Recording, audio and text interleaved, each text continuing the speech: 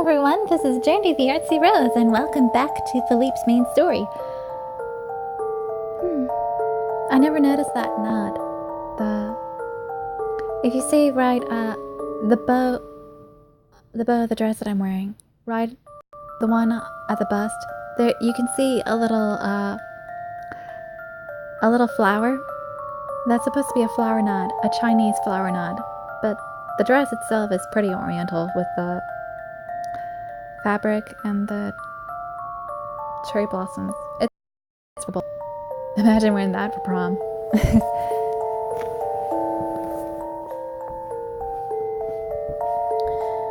Well, let's get started on chapter 10.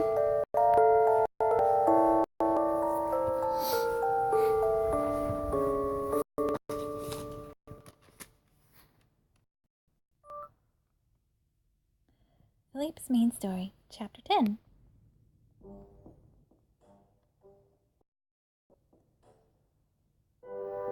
Philippe's dazzling amber eyes were right in front of me. The sound of his lips echoed softly through the still forest. A soft, warm something was near my lips. I could feel it. Princess, please close your eyes.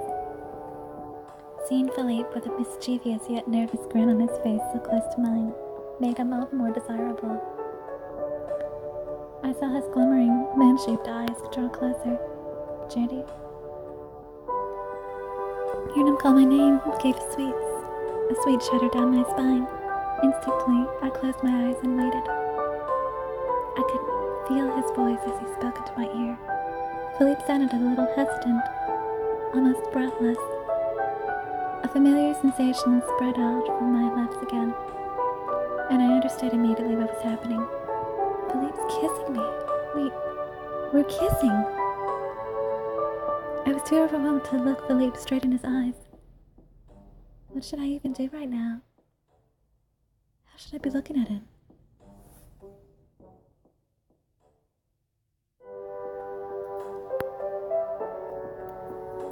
I guess I should smile right now. Right? Grinning from ear to ear, I looked back at Philippe. Fair princess. With the most delicate touch, Philippe stroked my hair.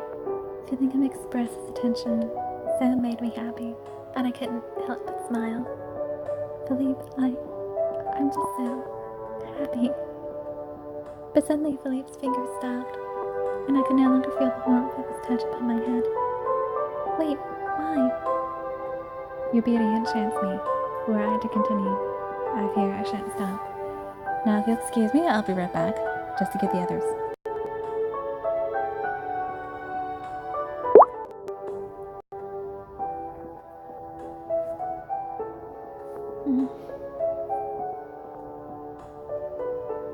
I'm going to choose this one so we can just get it out of the way. I really don't like that option. Why is that there? I should play cool, show him a different side of me by being aloof and indifferent. Then I can take charge of things. Dearest princess? Yes? What is it? I've got him tricked so good. Your cheeks, they alight in rose hues. I felt the blood rush to my cheeks as Philippe touched them. Yeah, this definitely didn't work. Hey, actually, look. Your beauty enchants me. Were I to continue, I fear I shan't stop. Philippe said with an awkward smile.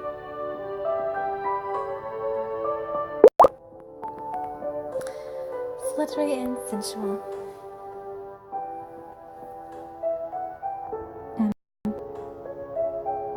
My screen's not. Oh, there it is. It wasn't responding again. I'm sorry. Should I be all sluttery and sensual? I should be all sluttery and sensual. Let him know that I'm a real woman now.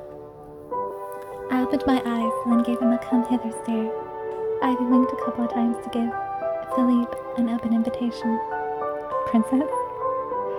Philippe chuckled quietly. He gently lifted my chin and met my gaze with his. My dearest princess, are you trying to seduce me? Oops, I was too obvious. Still, I got what I wanted, so hooray for me! I simply nodded. Your beauty enchants me. Were I to continue, I fear I shan't stop. Philippe said with an awkward smile. I'll be right back.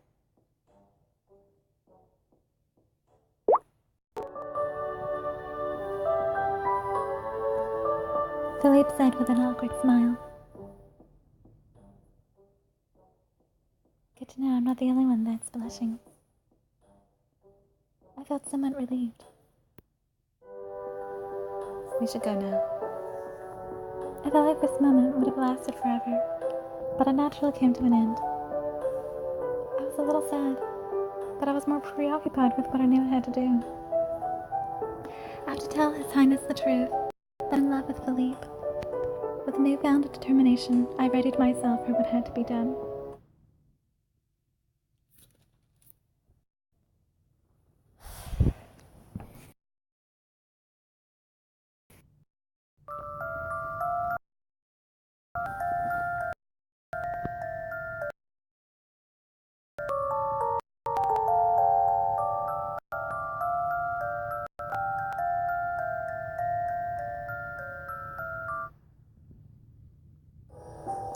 Last night seemed like a dream.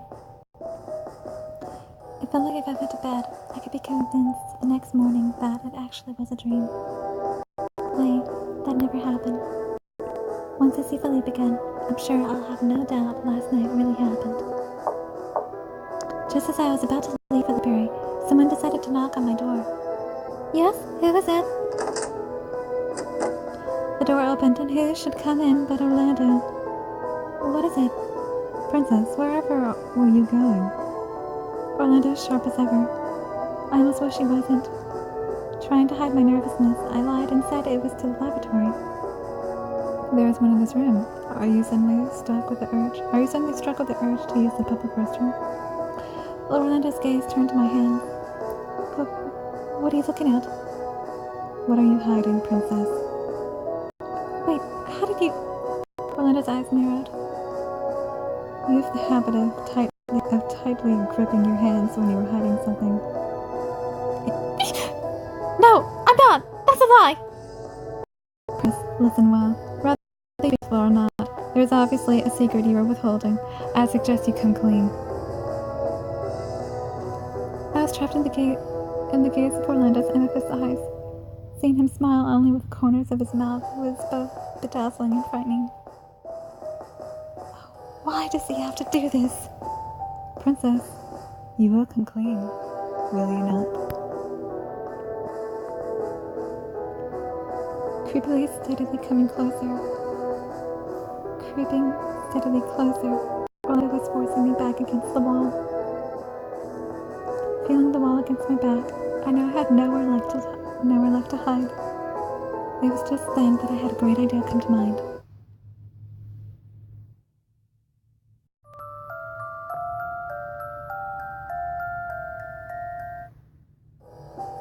Well, here goes nothing. Look, it's His Highness again. Look, it's His Highness again, doing all sorts of things to ladies. Hearing King Jean's name mentioned made Orlando look away almost immediately. By the time he realized I was lying, it was already too late. Princess! Slipping under his arm, I ran out of there as fast as my legs could carry me. Orlando doesn't seem to be chasing after me. Puzzled, I turned around. When I saw that he really was stuck talking to his Majesty. Gulping in air, I tried to catch my breath in front of the library. All that running left me looking rather terrible. I can't go see Philippe with my hair looking like this. I smoothed out my tangled hair with my hands, then straightened out my ruffled skirt. I gave myself the once-over in the mirror next to the library door. Okay, this'll do. Heart pounding, I stepped through the library door. Philippe? The library was quiet as usual, but Philippe was nowhere in sight. Maybe he's in the message corner. With no other leads, I decided to head over to the message corner. But Philippe wasn't here either. Excuse me, have you seen Philippe anywhere? Spotting a library worker sorting some bookshelves, I asked them this question. They simply shook their head. Philippe just didn't show up today. It's strange. He usually gives us some notice when he's not coming in. When he won't be coming in. And he hasn't done that today. It's probably the first time I've ever seen him do this since I started working here.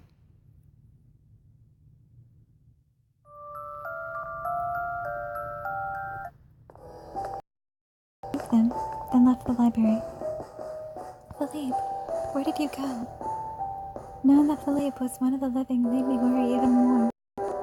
The ghosts couldn't have gotten to him, could they? The mere thought made my blood run even colder. Putting my fears aside, I decided to go where I first met the ghosts. Arriving at the place where I'd first run into the ghosts, they were drawn out by Philippe's scent. Having been with him only just yesterday, I guess that was what. Just you, princess. Dang it! I thought we had ourselves a live one! Excuse me, have any of you ghosts seen living people come by here lately? Their eyes widened when they heard my question. Now, princess, if you knew there were living people around, you wouldn't hold out on us, right? Maybe you've seen one. Maybe? Maybe you've even seen one. Maybe? I couldn't let them catch on. No, of course not. It's just that every time I come here, somebody tells me I reek of life. It made me curious about whether there were any living people around. Well, if you do find one, tell me right away. No! Don't tell him! Tell me! Me! Judging from their reaction, I could see those hadn't yet to discover Philippe. Phew. That's a relief. While that was some good news, I still didn't know where to find Philippe. I didn't even know where to start. Who else can I ask? Yeah. So, if he doesn't finish writing, say goodbye to his head. Tell him that, okay? He might not care. We're all dead anyway.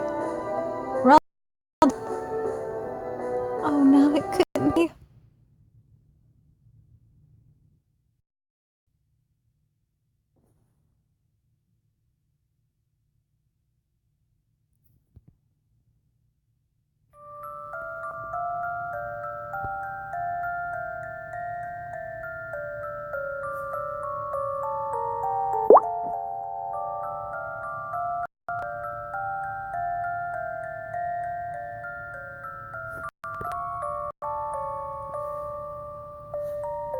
Sorry about the long pause.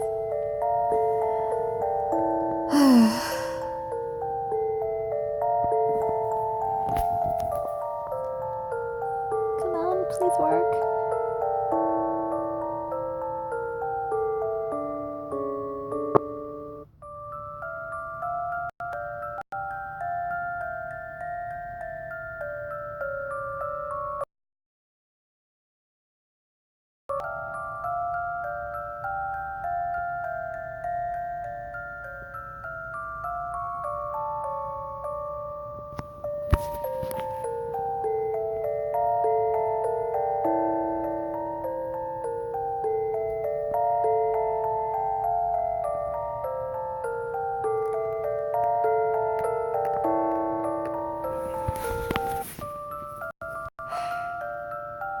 I'm sorry about that, everybody. That was totally inappropriate. I shouldn't let that get to me, though. I shouldn't let it get to me. But I'm still aggravated that my phone just did that on me. I wonder what's wrong with it.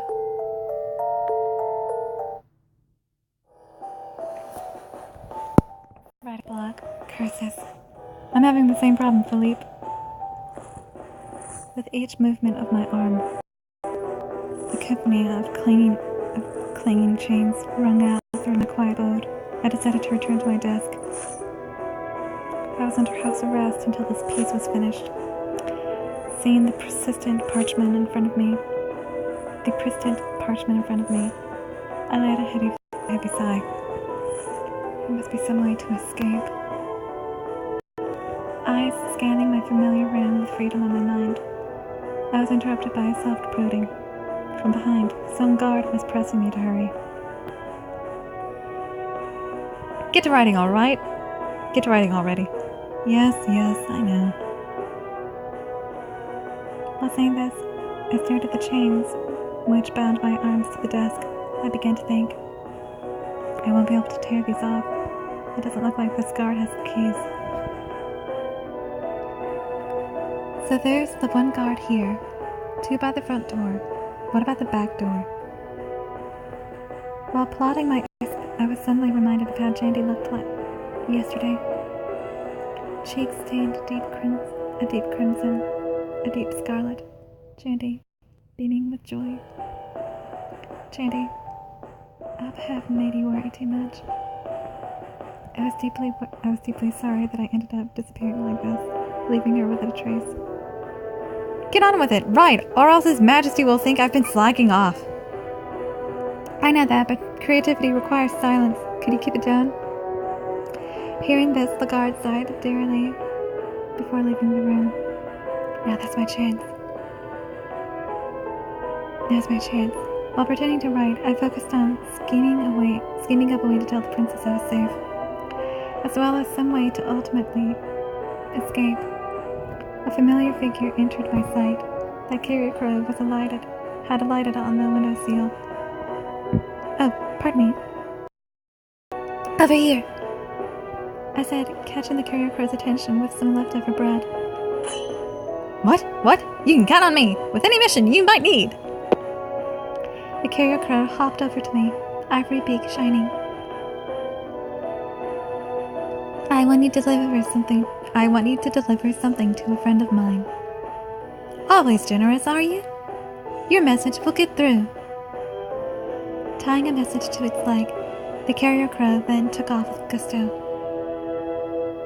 Hey, watch out! It was immediately captured by the guard outside.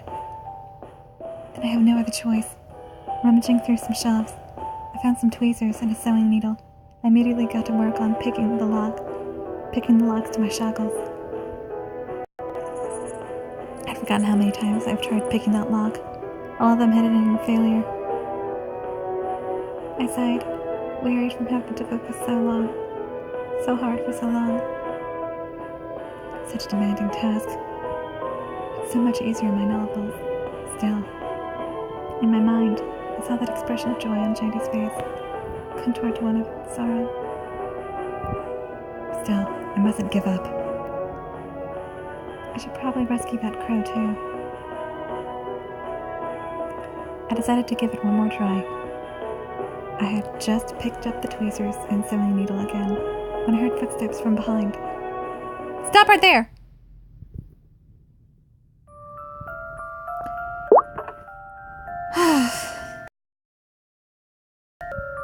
That's all for now. I am Jandy the Artsy-Rose,